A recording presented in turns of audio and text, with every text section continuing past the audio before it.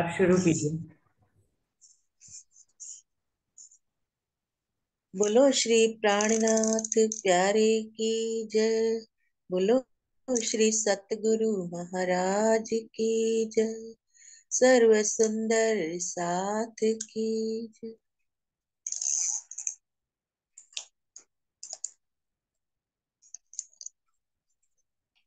ब्रह्म ज्ञान का है भंडार भरा, श्री जी की कुल जमवाणी।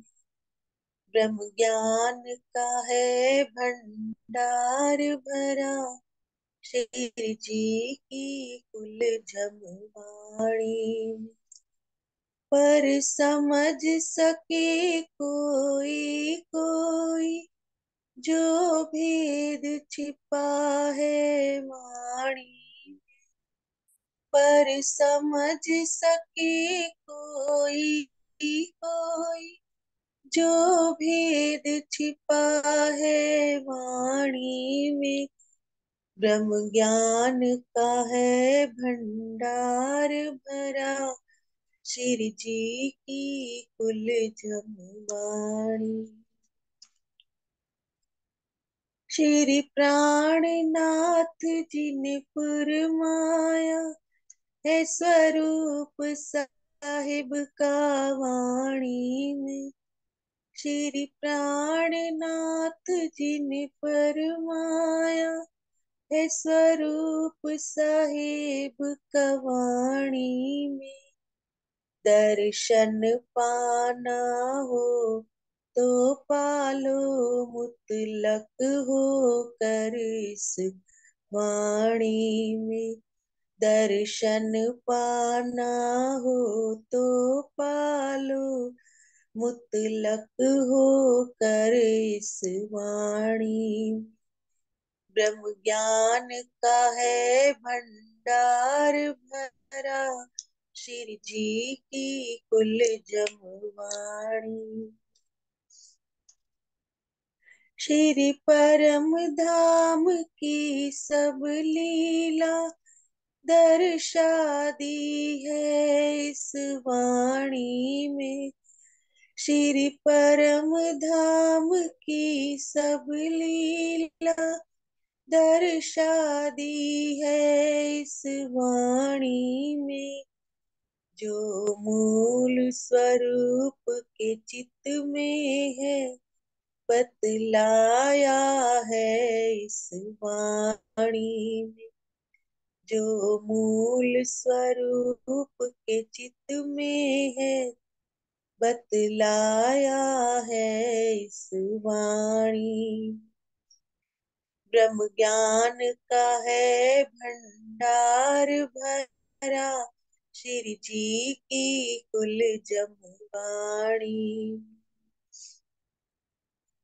सब वेद कतेबों की उलझन सुलझाई है इस वाणी में। सब वेद कतेबों की उलझन सुलझाई है इस वाणी में। मुक्ति मार्ग भी बतलाया, और कायमी लीला इस वाणी में।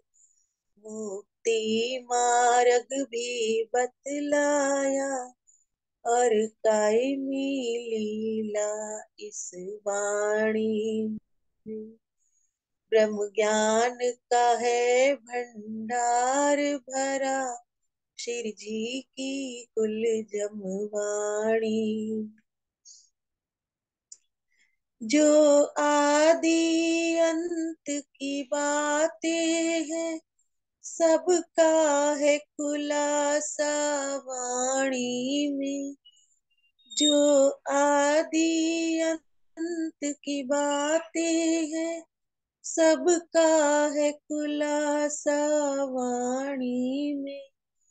निस्बत जो हक रूहों में है, वो मरम खुला इस वाणी में। निस्बत जो हक रूहों में है, वो मरम खुला इस वाणी में। ब्रह्म ज्ञान का है भंडार भरा, श्री जी की कुल जमवाणी में। पर समझ सके कोई कोई, जो भेद छिपा है वाणी में। पर समझ सके कोई कोई, जो भेद छिपा है वाणी में। ब्रह्म ज्ञान का है भंडार भरा, श्री जी की कुल जमवाणी में। ब्रह्म ज्ञान का है भंडार भरा, श्री जी की कुल जमवाणी। बोलो श्री प्राणनाथ प्यारे की जय। बोलो श्री सतगुरु महाराज की जय। सर्व सुंदर साथ की जय।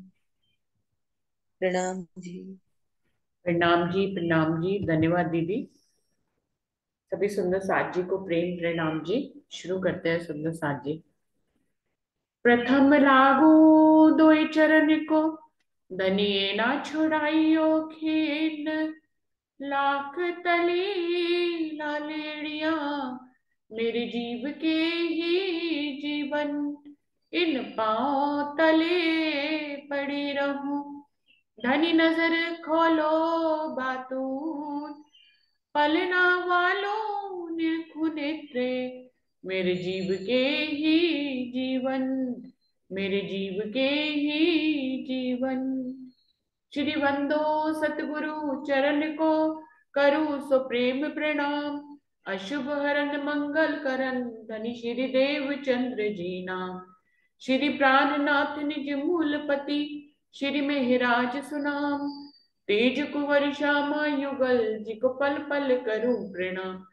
पिया जी को पल पल करूं प्रणाम। सुंदर साथ जी खिलवत वाणी चल रही है, जिसका 12वां प्रकरण है सूरत हक इश्क के मगज का बेसक। जैसे कि हम सभी को पता है, धनी के दिल के इश्क का जो मार्फत की अवस्था है, उसका भेद धनी इस प्रकरण में खोल रहे हैं। स्पेशली इस प्रकरण में वो पूरा सब कुछ बता रहे हैं कि क्या क्या हुआ इस इश्क के कारण। रूहें फरामोश हुई, इस खेल में आई, जीव के ऊपर बैठी उनकी नजर, और फिर जीव जो है माया में लगा हुआ है, जागृत नहीं हो रहा है। फिर उस जीव को ब्रह्मवाणी मिलती है। फिर वो जीव जो है धनी की तरफ आकर्षित होता है, ब्रह्मवाणी का मंथन करता है, चर्चनी सीखता है, फिर चितवनी करता है, वाणी का मंथन करता है। और फिर भी जीव जो है हर कोशिशों के बावजूद भी जाग नहीं पा रहा है। तो ये सब कुछ किसके लिए हुआ है? धनी के इश्क के लिए, इश्क की पहचान करने के लिए हुआ है। मोहम्मद साहब आए, धनी देवचंद जी आए, इंद्रावती जी आई, सब ने जो है इश्क की पहचान करी, उसके भेद खोले। लेकिन रूहें फिर भी पहचान नहीं कर पा रही हैं, तो उसमें भी कारण जो है इश्क का ही है। तो इस प्रकरण में बड़ी सरलता से इश्क के भेद को दर्शाया गया है, जो उसका गुज भेद छुपा हुआ है। उसकी 37 चौपाई हो गई थी। अभी आगे बढ़ते हैं सुंदर साथ जी। फांसी करी किन वास्ते, फरामोशी को दे। हाय हाय मोमिन ना समझे बात इश्क की ए। धनी ने हम रूहों को परमधाम में फरामोश कर दिया, और हमारी इश्क की हांसी करने के लिए उन्होंने हमें फरामोश कर दिया। जिस इश्क में हम सराबोर रहते थे, उसी की पहचान नहीं करते थे। इसलिए धनी ने हमें इश्क की पहचान देने के लिए हमें फरामोश किया, और इस प्रकार से हमें लाड लडाया अपना। लेकिन हाय हाय मोमिन ना समझे बात इश्क की है। लेकिन परमधाम के मोमिन धनी के दिल की इस इश्क की बात को समझ ही नहीं पाए, और गिले शिकवे शिकायतें करने लग गए, और जागने न जागने के लिए एक कारज कारण खुद ही अपने मन में बना लिया। कि धनी नहीं चाहते कि हम जागे, धनी नहीं चाहते कि हम परम धाम जाएं, धनी नहीं चाहते कि हम परतम में जागे, धनी नहीं चाहते कि जीव जागे। उनके लिए क्या मुश्किल है, एक छड़ी घुमाएंगे तो सब जीव जागृत हो जाएंगे, हम सब भी जागृत हो जाएंगे। तो इस तरह की बातें हम जो है अपने लिए करते हैं, क्योंकि हम जाग नहीं पाते हैं, उस रहनी पे चल नहीं पाते हैं, तो हम अपने को सेफ करते हैं। ऐसा होता है ना दुनिया में सुंदर साथ जी, हम अगर कोई काम नहीं कर पाते तो उसके हम कई कारण ढूंढते हैं कि भाई क्यों क्यों नहीं कर पाए। तो उसमें हम खुद को कारण नहीं बताते कभी भी। ये माया का असर है, हम हमेशा कोई काम नहीं कर पाते तो उसका कारण हम स्वयं को नहीं कहते। हम हमेशा कहीं ना कहीं और परिस्थितियों के ऊपर कारण ठोकते हैं, या और रिश्तों के ऊपर फेंकते हैं, या दूसरे लोगों को कारज कारण बनाते हैं कि इनके कारण हम ये काम नहीं कर पाए। भाई परिस्थिति ऐसी नहीं थी कि जिसके कारण हम ये काम नहीं कर पाए। तो सुंदर साथ जी, बहुत कम लोग होते हैं जो समझ पाते हैं कि ये सब कुछ हम नहीं कर पा रहे। इसमें किसी और का कोई भी दोष नहीं है, बिल्कुल ऐसे ही हम लोग क्या है, हम धनी की पहचान नहीं कर पा रहे। धनी ने हमें ब्रह्मवाणी दे दी, सब बातें समझा दी, इश्क के भेद समझा दिए, उसके बावजूद इश्क की पहचान नहीं कर पा रहे, इश्क तक पहुंच नहीं पा रहे। तो हम दोष पता किसको लगा रहे हैं, सब राज्य के ऊपर। अरे राज्य तो जब मर्जी चाहे जगा देते, वो उन्होंने हुकुम अपने हाथ में रखा है, वो हमें जागने ही नहीं देते हैं। लेकिन ये सारी भेद बताने के साथ साथ धनी ने ये भी तो बताया कि रूह जितना बड़ा दावा ब्रह्म सृष्टि होने का लेती है, जितनी समर्पण से इस दावे को लेती है, जितनी डूब कर इस दावे को लेती है, उतना ही हुक्म उसके अधीन हो जाता है। रूह हुक्म के अधीन नहीं होती है, हुक्म रूह के अधीन हो जाता है, क्योंकि हुक्म रूह से बड़ा नहीं हो सकता। लेकिन रूह का होने का दावा हम उतनी गहराई से, उतने समर्पण से ले तो सही कि हुक्म हमारे अधीन हो जाए। जो मेरी सुध दो औरों को चले तुम्हारा हुक्म, इसके ऊपर भी हम लोगों ने वीडियो बनाया कि हुक्म कब रूह के अंतर्गत चलेगा, जब रूह रूह होने का दावा कर लेगी और फिर धनी की इश्क की सारी बातों को समझकर दुनिया तक उसको पहुंचाने लग जाएगी, तो रूह रूह हो जाएगी। और जब रूह रूह हो जाएगी तो हुक्म उसके तले रह के काम करेगा। जब तक हम रूह का धावा पूरी दृढ़ता से, पूरे समर्पण से नहीं रहते, तो हुक्म हमारे सर पे काम करता है, हम हुकुम के अधीन रहते हैं। लेकिन जैसे ही रूह ब्रह्म सृष्टि परमधाम की होने का दावा ले लेती है गहराई से, तो हुकुम उसके तले आ जाता है। तो कह रहे हैं बात इश्क की है, परमधाम के मोमिन समझ ही नहीं पाए। लिखा ऐसा कुरान में, कुआरी रही फुरकान, ए दाग गिरो तब देखसी हाय होसी जब पहचान। कुरान में ऐसा लिखा है कि कुरान तो कुआरी रह गई, उसके घूंघट को किसी ने भी नहीं उठाया। क्यों? क्योंकि कुरान में जो भेद आए, गुज भेद आए, रमूजे आई, इशारों में जो लिखी, उसको खोलने का खिताब सिर्फ इंद्रावती जी को धनी ने दिया, और इंद्रावती जी के अलावा कोई भी उसको नहीं खोल सकता। तो ये किसके लिए किया धनी ने? अपनी रूह को उजागर करने के लिए, अपने इश्क को प्रमाणित करने के लिए धनी ने ये मोहर रखी थी कि खुदा की गवाही सिर्फ खुदा ही दे सकता है। तो अपनी रूह को खुदा का सारा भेष देकर उनसे ही सब कुछ छुपाया। तो ये धनी का इश्क नहीं तो और क्या है, कि उन्होंने अपनी रूहों को बुजुर्गी देने के लिए पूरे इस ब्रह्मांड में किसी से भी कुरान के भेद नहीं खुलवाए। तो उन्होंने कहा कुरान तो, फुरकान तो कुआरी ही रह गई, यानी कि उसका घूंघट किसी ने भी नहीं खोला, यानी कि उसके गुच्छ भेदों तक कोई पहुंचा ही नहीं। ए दाग गिरो तब देखसी हाय होसी जब पहचान। ये रूहें जब इश्क को समझेंगी, धनी के लाड को समझेंगी, तब उन्हें समझ में आएगा, तब उन्हें शायद ये पहचान हो धनी की कि हाय हाय, ये जो इतना सब कुछ धनी हमारे लिए कर रहे हैं, हम फिर भी उनके इश्क की पहचान नहीं कर रहे, यही हमारे ऊपर दाग है। हम इतना सब कुछ समझने के बाद भी हुकुम को अपने तले नहीं कर पा रहे, यही दाग है। हम इतना सब कुछ धनी की वाणी पे सुनकर समझ करके, धनी ने हमारे लिए क्या क्या किया, इश्क के लिए क्या क्या किया, उसको हम समझ कर भी इम्प्लीमेंट नहीं कर पाते, यही हमारे ऊपर दाग है। तो वो कह रहे हैं हाय हाय, ये दाग गिरो तब देख सी। अभी तो रूहों को पता भी नहीं चल रहा कि उनके ऊपर कोई दाग लग रहा है। तो कह रहे हैं कि ये दाग रूहें तब देखेंगी जब उन्हें पहचान हो जाएगी धनी के इश्क की।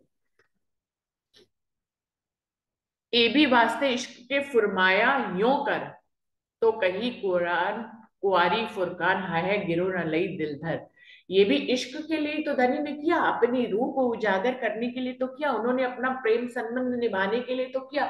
एक पति अगर कहता है कि ये काम सिर्फ मेरी पत्नी करेगी, मुझे भोजन सिर्फ मेरी पत्नी बना के खिलाएगी, कोई और नहीं बना के खिला सकता, तो इसमें क्या है? इसमें क्या अपनी पत्नी को तंग करने का भाव है कि भैया अब इसको काम में लगा दो और इसको तंग करो? ये वाला भाव तो नहीं होगा ना। ये वाला भाव होगा कि इतना प्रेम है कि उनके बिना किसी के हाथ का खाना खाएंगे ही नहीं। इतना प्रेम है कि उनके हाथ का जब तक खाना ना खाएं तो उनको पति को करार नहीं है। ये इस तरह से इस बात को लेना है।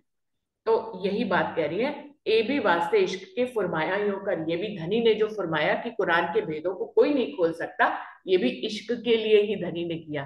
तो कहीं कुआरी फुरकान, इसीलिए उन्होंने कुरान को कुआरा कह दिया कि कोई भी मेरी रूहों के अलावा इसके भेदों को ना खोल सकता है ना समझ सकता है। हाय हाय गिरो न लई दिल धर। हाय हाय, परम धाम के मोमिन इस बात को भी दिल में नहीं ले पाए, इस बात को भी उन्होंने कुछ और ढंग से समझ लिया। तो ये धनी का इश्क ही है जो धनी हमें हमें दर्शाने के लिए ही इस माया में इस तरह की बात कर रहे हैं धनी। उतरे नूर विलन से मोमिन बड़ा मरातबा, हक के दिल का इश्क हाय हाय मोमिन लेसी कब। वैसे तो ब्रह्म शिष्यों का मरातबा ओहदा बहुत ऊंचा है, वो तो परमधाम से इस खेल को देखने के लिए आए हैं। इतने में ही मोमिन का कितना बड़ा मरातबा है। अक्षरातीत पूर्ण पार ब्रह्म जो क्षर से परे, अक्षर से भी परे, अक्षरातीत है, उनकी हम धाम अंगनाएं हैं, उनकी हम इश्क के स्वरूप है, उन वो जो अक्षरातीत सागर स्वरूप है उसकी हम लहरें हैं। इतना बड़ा मरात्मा हम इस दुनिया को देखने के लिए आए हैं। नूर बिलंद से हम उतरे हैं, परम धाम से हम उतरे हैं इस खेल को देखने के लिए। लेकिन हम हक के दिल का इश्क हाय है मोमिन लेसी कब। इंद्रावती जी कह रही है हाय हाय परम धाम के मोमिन धनी के इश्क को कब समझेंगे, कब समझेंगे धनी के इश्क को। इतना बड़ा मरात्मा है तो बात भी तो उतनी बड़ी होनी चाहिए ना रूहों के अंदर। इतना बड़ा मरात्मा और रहनी इतनी छोटी, कितनी बड़ी बात है, कितनी बुरी बात है। तो यही इंद्रावती जी बार बार कह रही है कि हाय हाय परम धाम के मोमिन धनी के दिल के इश्क को समझेंगे तो कब समझेंगे भाई। इतना बड़ा मरातबा लेकर भी धनी के इश्क को नहीं समझ पा रही है। अब जब परम धाम की ब्रह्म सृष्टियां ही धनी के इश्क को नहीं समझ पा रही है तो सोचने वाली बात है, पूरे ब्रह्मांड में और कोई कैसे समझेगा धनी के इश्क को। सुनो साची, एक मिनट।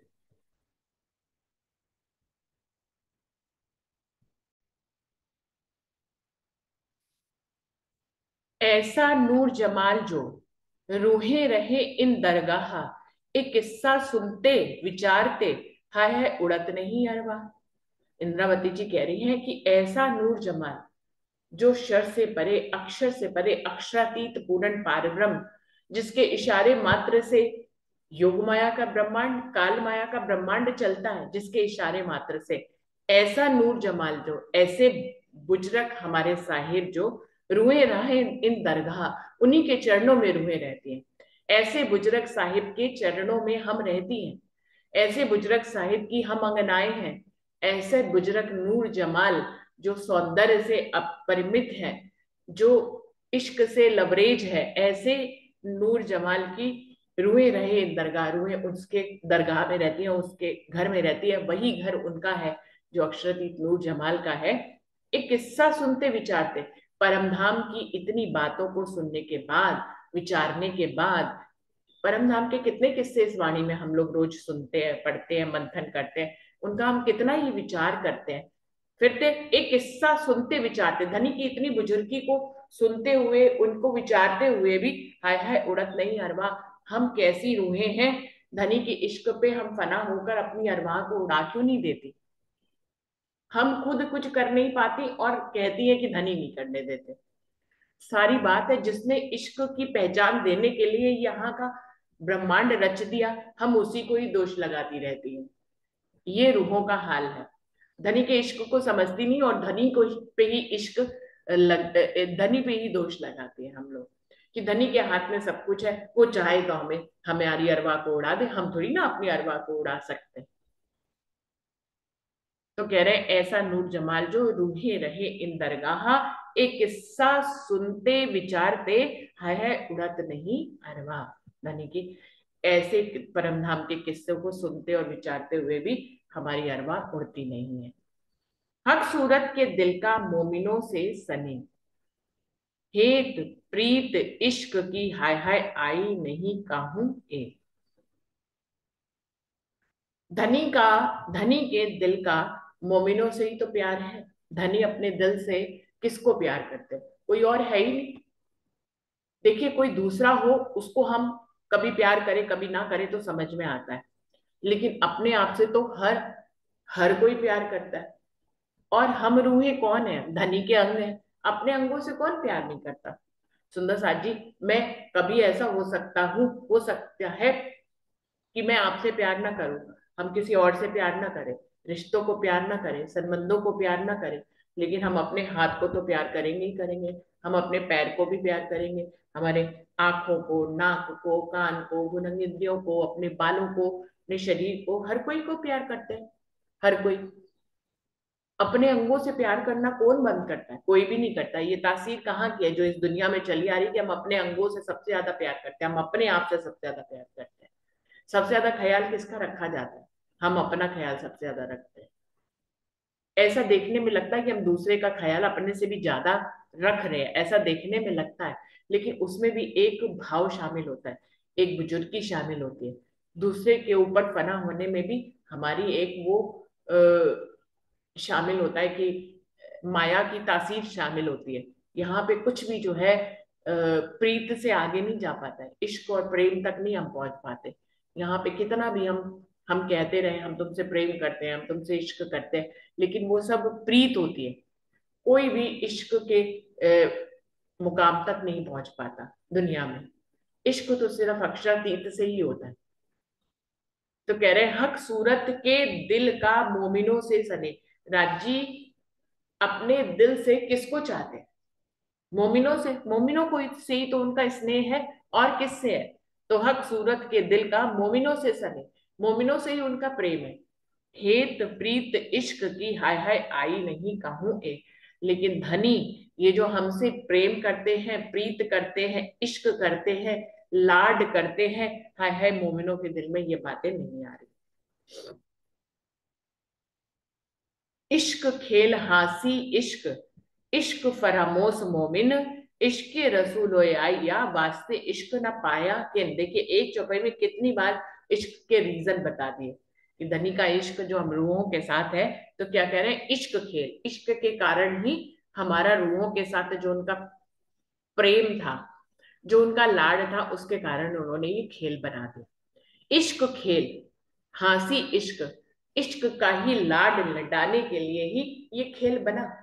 ये हंसी किस लिए की गई? इश्क के लिए ही हंसी की गई।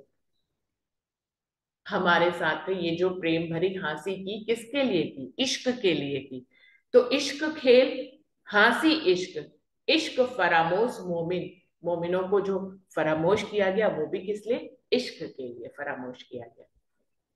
इश्क रसूल हो या हम मोमिन इस दुनिया में आकर कुछ भूल ना जाए, हमसे इश्क का वादा निभाने के लिए ही धनी ने रसूल को भी यहाँ पर भेजा। इश्क रसूल हो या इश्क के कारण ही रसूल साहब भी यहाँ पर आए। उसका कारण क्या था? इश्क ही है। इश्क रसूल हो या वास्ते इश्क ना पाया किन। और इस दुनिया में कोई भी उस कुरान के गुज भेदों को नहीं पा पाया। इसका भी कारण क्या था? धनी का इश्क ही तो है, जो अभी पहले की चौपाइयों में बताया। अपनी रूहों से ही खुलवाना है, अपनी रूहों को ही बताना है, अपनी रूहों को ही उस तक लाना है, रूहों को ही उसकी लज्जत देनी है। तो पूरी ब्रह्मांड में कोई भी कुरान को नहीं खोल पाया, उसके भेदों को नहीं समझ पाया। वास्ते इश्क ना पाया किन, कोई भी रसूल साहब की कुरान को समझ ही नहीं पाया।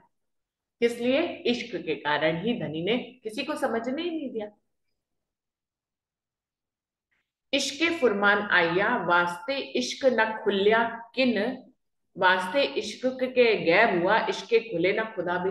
अब वही बात फिर से कह रहे, इश्क फुरमान आया, इश्क का वादा निभाने के लिए ही फुरमान आया।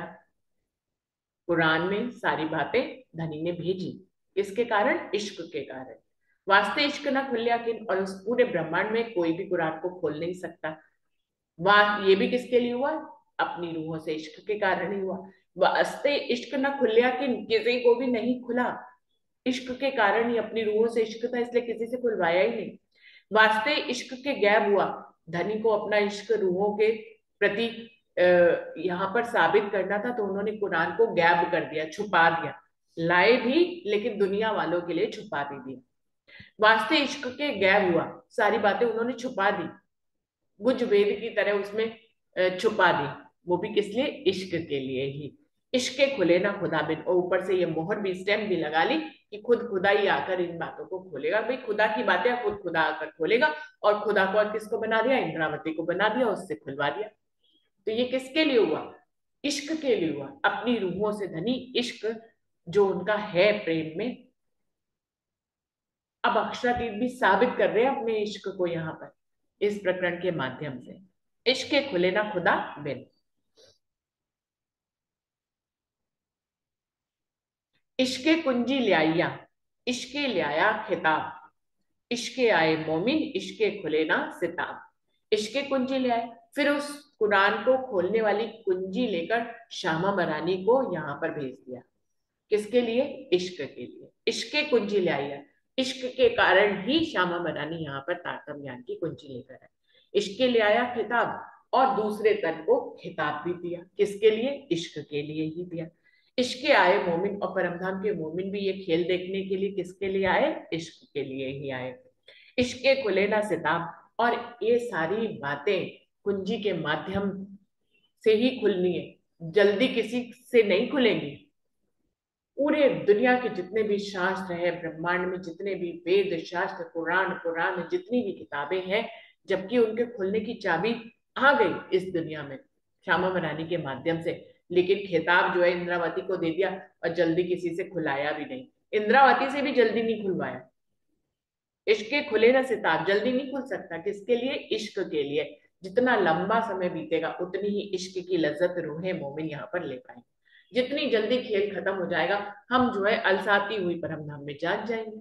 हम कहेंगे हमने तो खेल देखा ही नहीं, न दुख देखा, न सुख देखा, ना आपको भूली। बिल्कुल वैसे ही जैसे ब्रज के बाद और रास के बाद हम परमधाम गई, तो हमने राज्य से कहा कि हम तो तुम्हें भूले ही नहीं, हमने तो कोई दुख ही नहीं देखा। तो ये तीसरा जागने का ब्रह्मांड बनाना पड़ा। तो इस बार देखिए, काल माया का ब्रह्मांड जो ब्रज का था 11 साल 52 दिन, कितना कम समय का था। फटाफट धनी हमें इस काल माया के ब्रह्मांड से निकाल के ले गए। कितने वर्ष होते हैं? 11 वर्ष, सिर्फ 11 वर्ष 52 दिन, कितना कम समय के लिए आए और हमें ले भी गए। रास क्या है? उसकी तो कोई समय अवधि होती नहीं है। रास तो योग माया के ब्रह्मांड में वहां कुछ समय होता नहीं, यहाँ के हिसाब से उसका हिसाब लगाया नहीं जाता। एक रात्रि कहा गया उसको, अखंड की रात्रि। फिर परम धाम गए, कुछ भी हमें खेल का दुख उख सताया नहीं, ना हम भूले ना भटके। एक ही जगह पे आ गए, एक ही जगह पे कृष्ण जी मिल गए, वहीं पर उनको जो है बिना पहचाने उनके साथ प्रेम संबंध में जुड़ गए, और फिर उन्हीं उनके से ही प्रेम में सारा समय 11 वर्ष बिता दिए। खेल खत्म हो गया। बार बार हमारे दिल में आता है कि जागनी का ब्रह्मांड ही लंबा क्यों कर दिया। सोचने वाली बात है। 11 साल 52 दिन का छोटा सा ब्रह्मांड बनाया पहली बार, और अब की बार इतना लंबा 400 वर्ष व्यतीत होते चले जा रहे हैं। और हम जो है रूहों का खेल, और अभी भी पता नहीं है कि जाने कब महाप्रलय होगी, कब तक खेल चलेगा। खेल चलता ही जा रहा है, खेल चलता ही जा रहा है। किस लिए? किस लिए चलता जा रहा है? क्योंकि धनी हमें इश्क की, जितना लंबा खेल चलेगा उतना ही रूहें इश्क की लज्जत को यहाँ पर ले पाएंगे। अगर खेल तुरंत ही बंद हो गया, अगर मान लीजिए कल ही महाप्रलय हो जाती या अभी इसी समय हो जाती, तो अभी तो बहुतों के दिल में, अभी तो हमने ये नहीं किया, अभी तो हमने वो नहीं किया। तो इश्क की लज्जत लेने का ये सुनहरा अवसर है। तो इश्क आए मोमिन, इश्क खुले ना सिताब, जल्दी खुल नहीं रहा है, सारे भेद उजागर नहीं हो रहे। अभी भी हम धनी के इश्क को बार बार इंद्रावती जी कह रही, समझ समझ कर भी समझ नहीं पा रहे। पूरा भेद हमें कहाँ ही खुला है। हम ये समझ रहे हैं ज्ञान के माध्यम से, लेकिन अभी हम इश्क में आए नहीं है, और जल्दी आ भी नहीं पा रहे, हमें आसार भी नहीं दिख रहे। तो क्यों? इश्क खुले ना सिताब। अगर हम इश्क में ही सराबोर, हमें उस मंजिल पे ही धनी पहुंचा दे, फिर तो हम सराबोर हो गए। फिर हमें क्या जानना पूछना बाकी है? फिर हमें क्या ही लज्जत लेनी? ये जो हम थोड़ा थोड़ा जानते हैं उसकी थोड़ी थोड़ी लज्जत लेते हैं। तो इश्के खुले न सिता, कई बानी इश्के उपजी, कई इश्के पड़ी पुकार, ए रूहे भी वास्ते इश्क के, हाय हाय हुइया ना खबरदार। कई बानी इश्क उपजी, खाली ब्रह्मवाणी ही इश्क के कारण नहीं उपजी, पूरे ब्रह्मांड में जितनी वाणियां जबराइल के माध्यम से उतरी सब इश्क के कारण ही उतरी, क्योंकि हमें धनी को गवाहियां देनी थी। इसलिए हमारे आने से पहले जो पूरी कायनात सजाई ना, उसी में वेद शास्त्र पुराण भी आ गए, उनको उतरवा भी दिया कि हमारी रूहें आकर इसको खोले, बुजुर्गी ले और इसके भेदों को समझे, और मैं अपने इश्क को साबित भी करूं।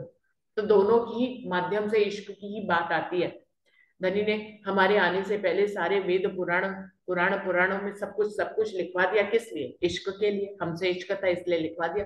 फिर जब हम आए तो उसको खोलने की चाबी भी किसको दी इस पूरे ब्रह्मांड में? हमें, वो भी इश्क के लिए। और हमारे अलावा कोई खोल भी नहीं सकता, उसको समझ भी नहीं सकता, उसका सुख भी नहीं ले सकता। ये भी किस लिए किया? इश्क के लिए किया। तो कह रहे हैं कई बानी इश्क उपजी, खाली तारतम वाणी इश्क के कारण नहीं आई है।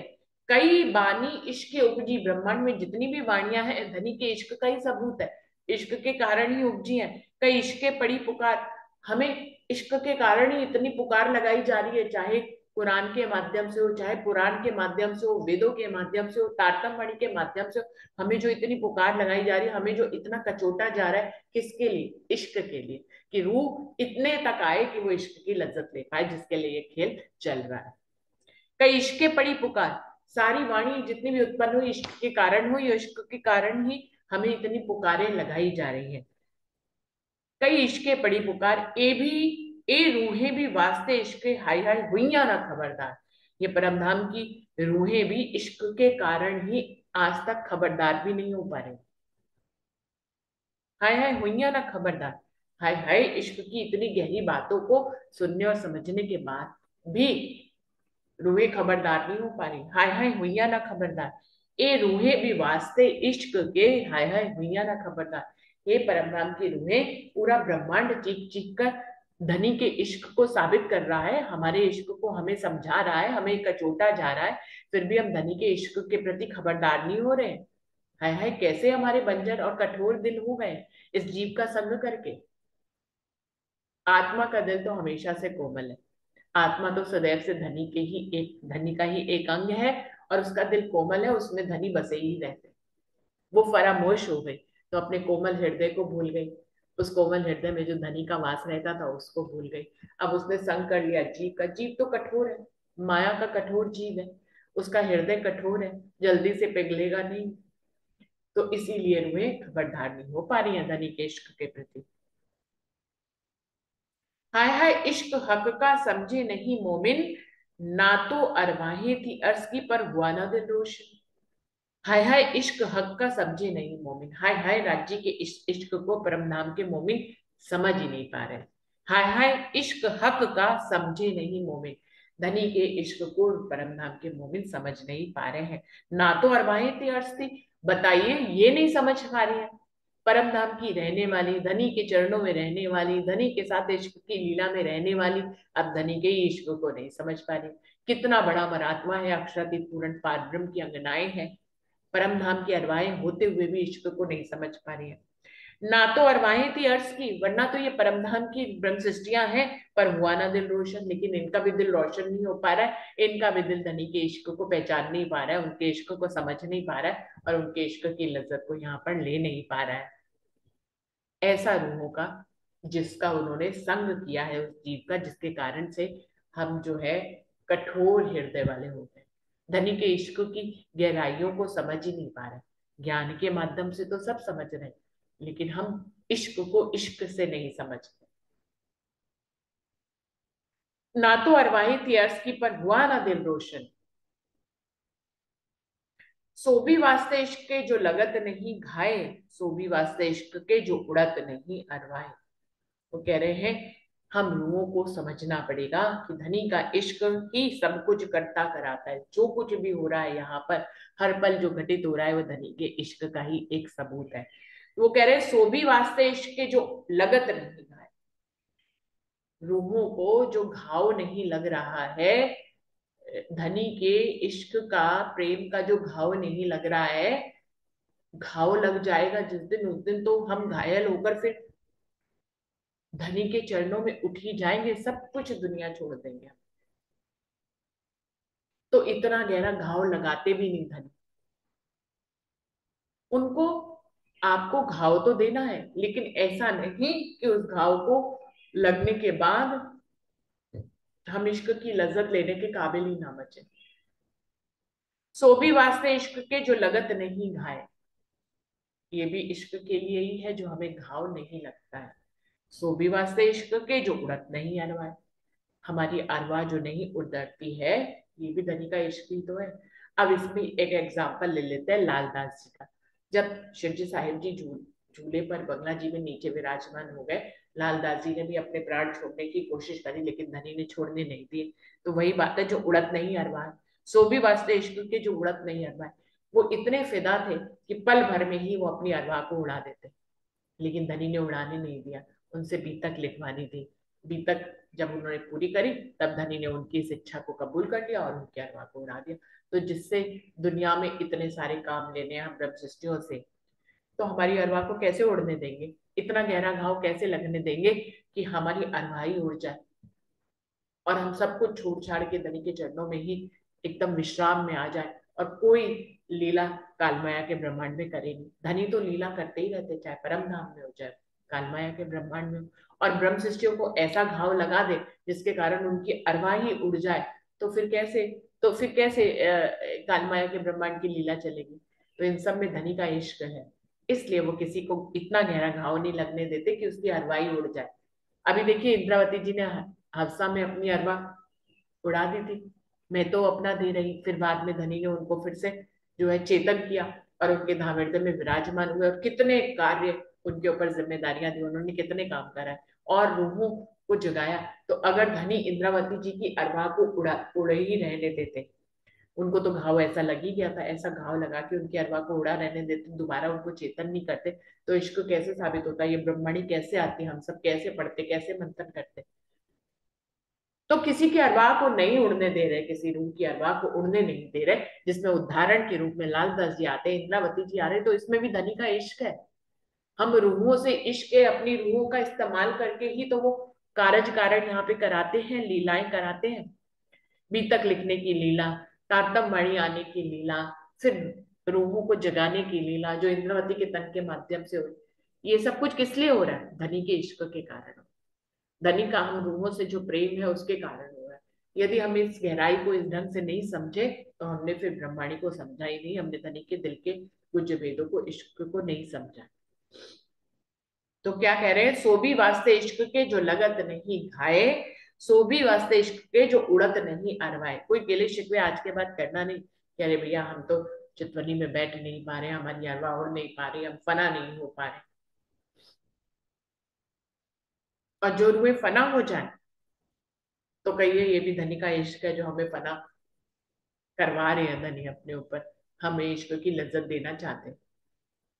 हर बात धनी की बुजुर्गी और उनके इश्क के ऊपर ही आकर रुक जाती है कि धनी का इश्क है, धनी की बुजुर्गी है, हमसे प्रेम है, हमसे लाड है, इसलिए ये सब कुछ हो रहा है।